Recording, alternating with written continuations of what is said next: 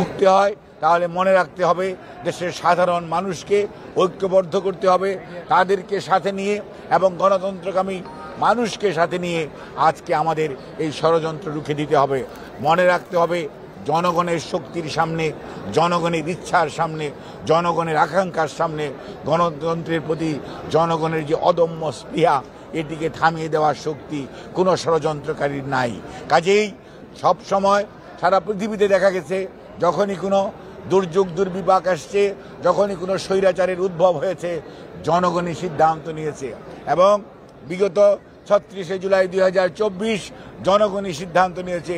ছাত্র জনতার আন্দোলন ছিল বৈষম্য বিরোধী আন্দোলন, সেই আন্দোলন এক দফার আন্দোলনের রূপ লাভ করেছে জনগণের অংশগ্রহণের মাধ্যমেই।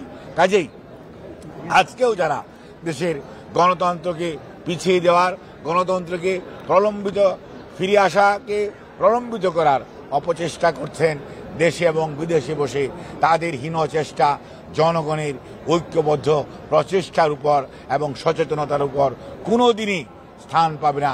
জনগণ শেষ বিচারে জয় হবে এবং জয় হবে গণতন্ত্রের, জয় হবে মানুষের অধিকার আদায়ের সংগ্রামের।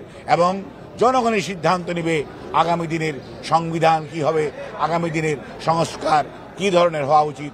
জনগণ যাদেরকেই নির্বাচিত করে সংসদে পাঠাবে তারাই আগামী ৩৬শে জুলাইয়ের যে আদর্শ এবং উদ্দেশ্য সর্বোপরি এদেশের মানুষের আকাঙ্ক্ষার উপর ভিত্তি করেই আগামী দিনে সংসদে সংস্কার হবে।